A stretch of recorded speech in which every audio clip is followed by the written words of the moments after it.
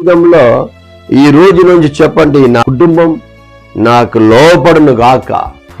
ఇంటి యజమానుడు చెప్పండి, ఇంటి యజమానురాలు చెప్పండి, ఇక్కడ క్రియ చేస్తున్న దుష్ట క్రియలు, ఇక్కడ ఈ రోజున్న పనులు, ఈ రోజున్న సర్వ వర్కులు, ఈ రోజున్న వ్యవసాయ పనులు, మీ జాబు వెళ్ళడం రావడం, ఇదంతా లోపరుచుకున్నట్లు మీరు ప్రార్థన చేయాలి. మరణం లోపడు, ప్రయాణంలో యాక్సిడెంట్ లోపడు, వ్యాధి లోపడు, కంట్రోల్ యేసు నామములో నేను దేవుని చేత సృష్టించబడిన వాడిని కాబట్టి నాకున్న రోగాత్మావే లోపడని చెప్పి ప్రతిదిన కూడా మీరు స్వాధీనంలో తీసుకుని, దేవుడా ఈరోజు లోపడలేక ఎన్నో పోరాటములు, కుటుంబంలో లోపడలేక ఎన్నో నాకు బలవంతంగా ఫుడ్ పెట్టడం, బలవంతంగా పని చేయించడం, బలవంతంగా ఇలాగ చేయండి, ఇలా ఉండండి అని చెప్పడం, అలాగే బలవంతంగా మనం సంఘం నడిపించడం, బలవంతంగా వాళ్ళకి సేవ ఉన్నదని ఖాళీ ఉన్నదని చెప్పడం, ఇది కాదు. కానీ దేవుడికి ఒక మాట